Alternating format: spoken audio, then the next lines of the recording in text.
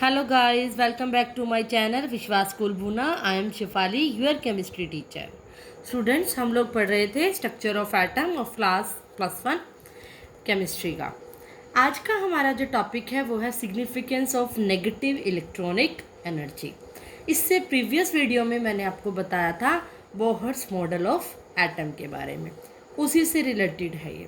सबसे पहले तो जिन स्टूडेंट्स ने अभी तक मेरा चैनल सब्सक्राइब नहीं किया है, tap the bell icon and subscribe my channel. So students, let's continue.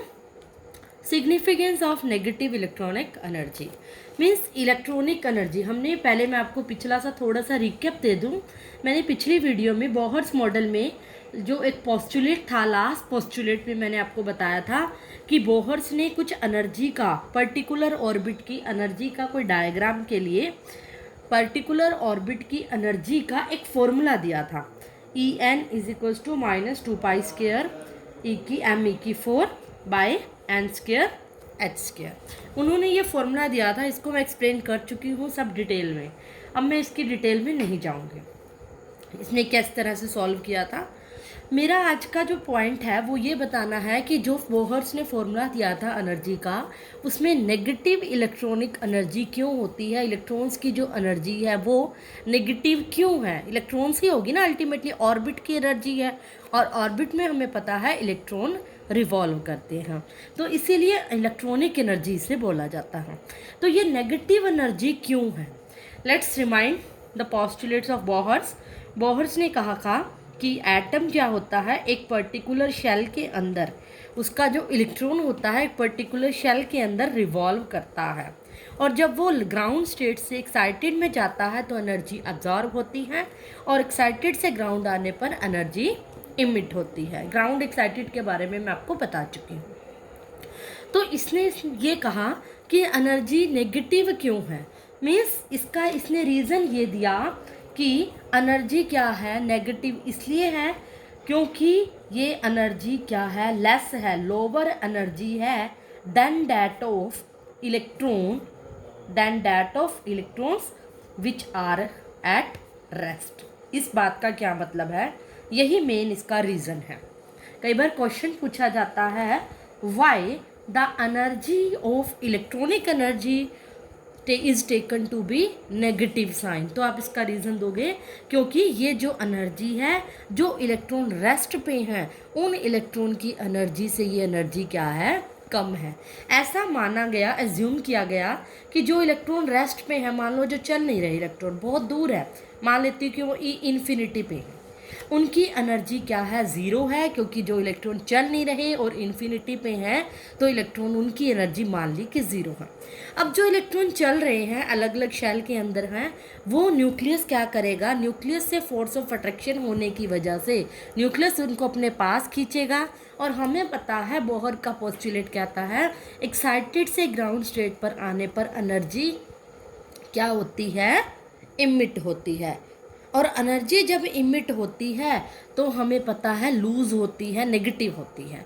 तो इसमें यही इसका रीज़न दिया गया कि जब इलेक्ट्रॉन्स क्या होंगे, दूर होंगे, शेल न्यूक्लियस से दूर होगा, इन्फिनिटी पे होगा, यानी रेस्ट पे होंगे जब इलेक्ट्रॉन, तब इन्फिनिटी क्या होगी, ज़ीरो होगी। जैसे जैसे इलेक्ट्रॉन चलेंगे, न्यूक्लियस के पास आएंगे, फोर्स ऑफ अट्रैक्शन बढ़ेगा और एनर्जी इमिट होगी, तो एनर्जी क्या होगी, ज़ीरो से लेस होगी।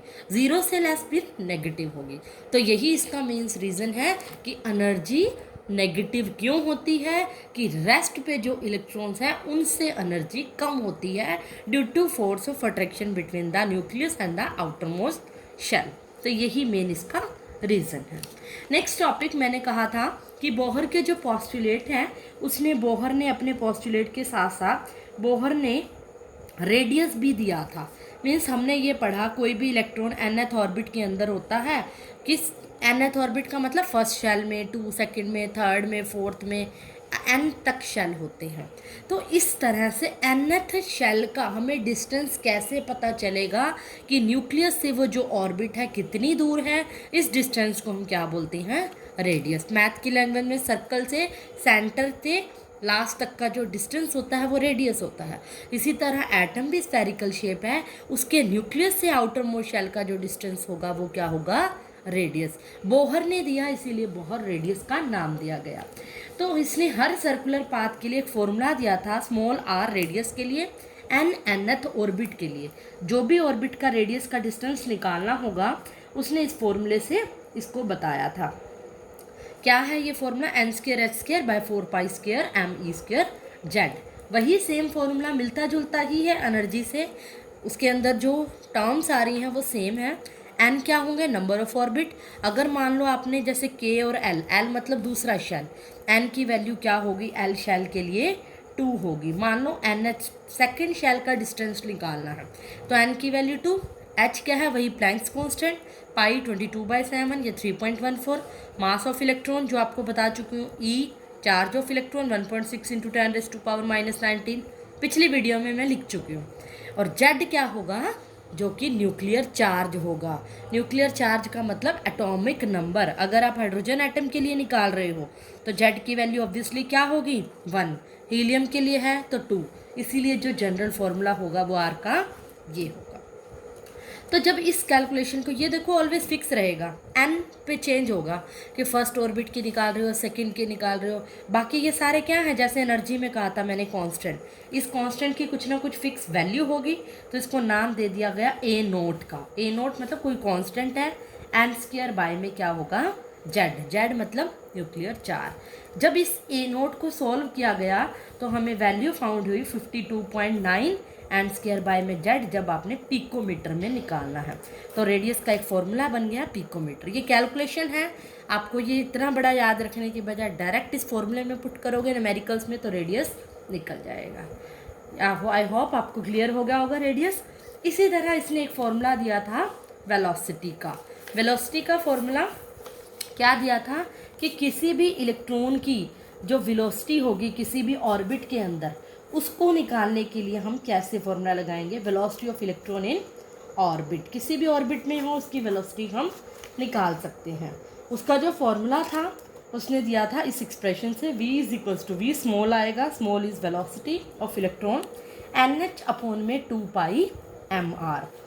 इसको आप नोट कर लीजिए, साथ साथ नोट्स बनाते जाइए। ये इसने फॉर्मूला दिया। और आर मैंने अभी बताया आपको क्या है? रेडियस। बाकी सब कांस्टेंट हैं जो एनर्जी में भी और रेडियस में भी यूज़ हुए हैं। अगर इसके अंदर मैं आर की वैल्यू पुट कर दूं, आर की वैल्यू क्या थी मेरे पास? एक बार फिर से मैं नोट कर रही हूँ। आर एन की वैल्यू थी ये वाली, n² h² bye 4π² m² Z. अगर इस वैल्यू को मैं इक्वेशन नंबर 1 में पुट कर दूं, आर की वैल्यू यहाँ है तो v = क्या आएगा? NH सॉल्व करना है 2πm, आर की जगह क्या आएगा? n² h², बाय में है तो ऊपर चला जाएगा 4π² m² जेड। n से n कैंसिल, h से h कैंसिल, पाई से पाई और ये 2, तो बचेगा क्या? कट फिट के 2π, m से m cancel, e² Z by में NH। तो वेलोसिटी का एक नया फॉर्मूला आ गया ये। अगर आपको किसी न्यूमेरिकल के अंदर रेडियस दे रखा हो, वेलोसिटी निकालनी हो तो फॉर्मूला ये यूज़ करोगे।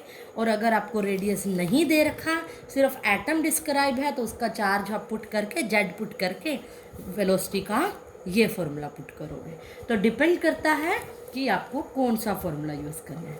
अब फिर से वही पिछले वाला केस, ये सब क्या है? कांस्टेंट है। जेड हमेशा अलग अलग एटम के लिए अलग होगा, एन ऑर्बिट अलग, nth ऑर्बिट होगा, बाकी सब क्या होंगे? कांस्टेंट। इस कांस्टेंट को सॉल्व करके इसको मैं लिख सकती हूँ v0, ये सारी इन सबको v0 जेड बाय में n। v0 हमेशा फिक्स रहेगा, इन सबको सॉल्व करके ऑलवेज ही वैल्यू क्या आएगी? सेम आएगी। तो आप इसको सॉल्व करके भी लिख सकते हो, या मैं आपको बता देती हूँ, स्मॉल v = 2.19 × 10⁻6 जेड बाय में n आएगा मीटर पर सेकंड। ये वेलोसिटी की यूनिट है।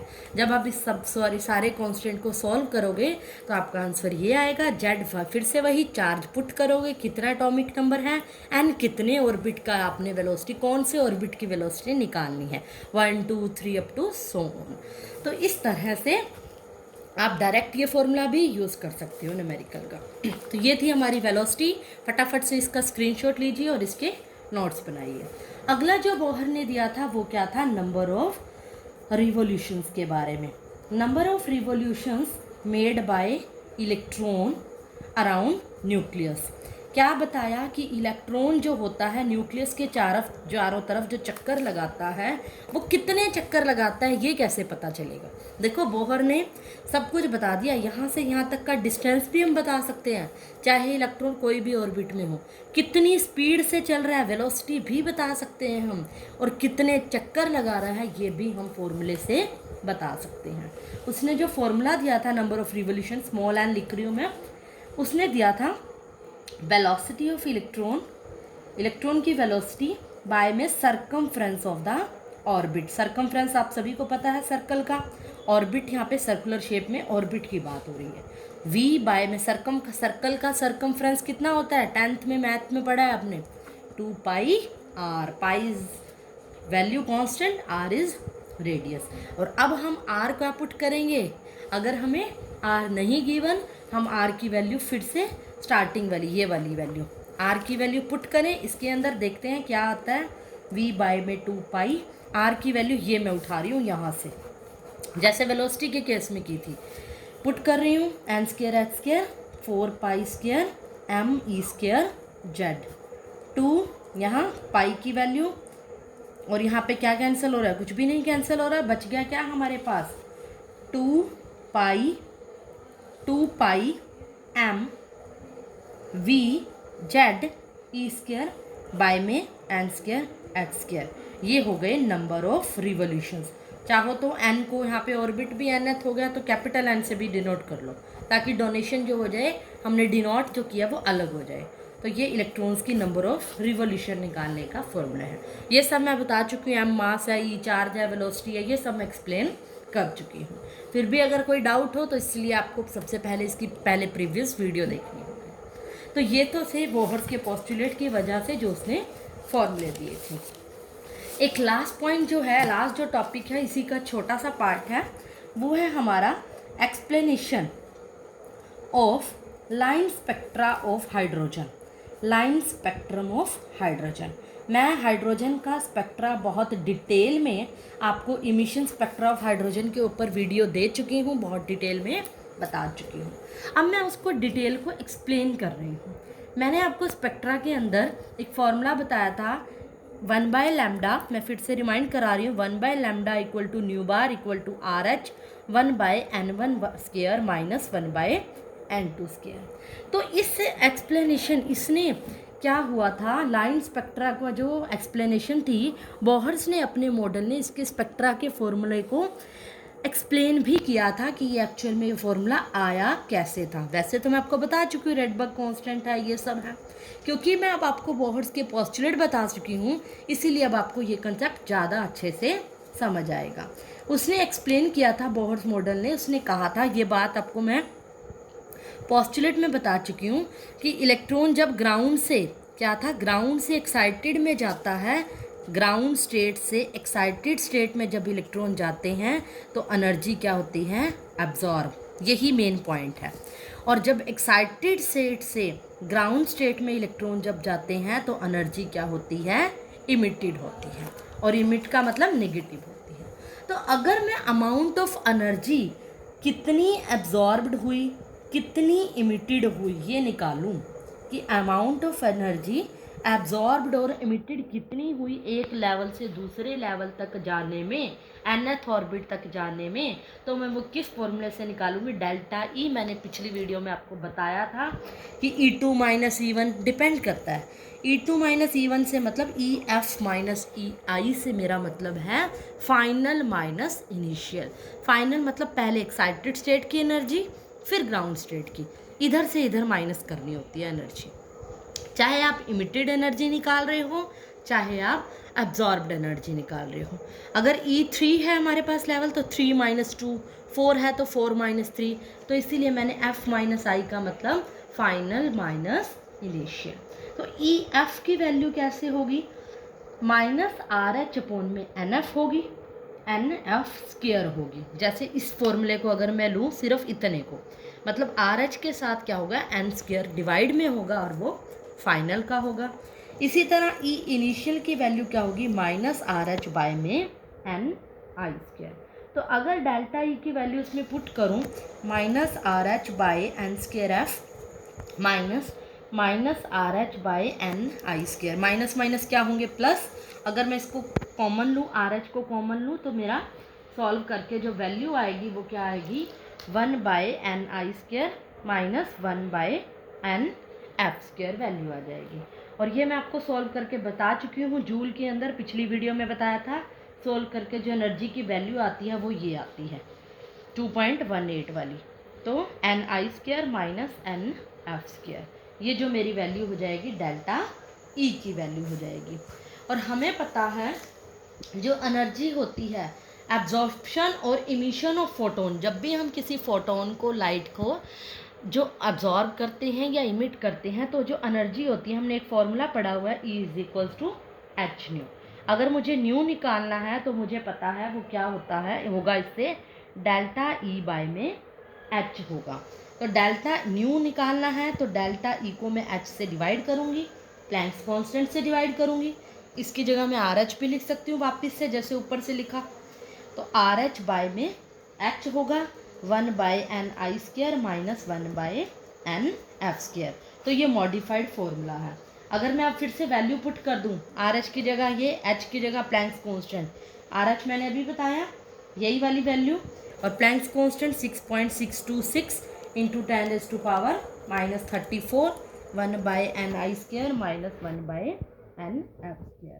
तो ये किसकी वैल्यू हो जाएगी, न्यू की। और मैंने आपको एक ये भी बताया था, वेव नंबर निकालना हो अगर वेव नंबर की टर्म में निकाल लो। न्यू बार क्या होता है, न्यू बाय में सी होता है। अगर न्यू बार निकालना है वो हमें पता है, वो भी निकाल सकते हैं।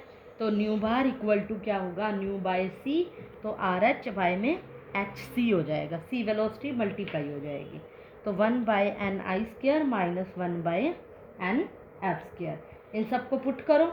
ये क्या होता है, आर एच वही, एच प्लैंक्स कांस्टेंट, सी क्या होती है वेलोसिटी ऑफ लाइट जिसकी वैल्यू हमें पता है। ये सब मैं रिपीट इसलिए नहीं कर रही, सब कुछ मैंने पिछली वीडियो में बता रखा है। तो इस सबको सॉल्व करके जो वैल्यू आएगी इस कांस्टेंट वो आएगी 10967 1 minus N I square minus 1 by N F square. और ये क्या आ जाएगा, न्यू बार।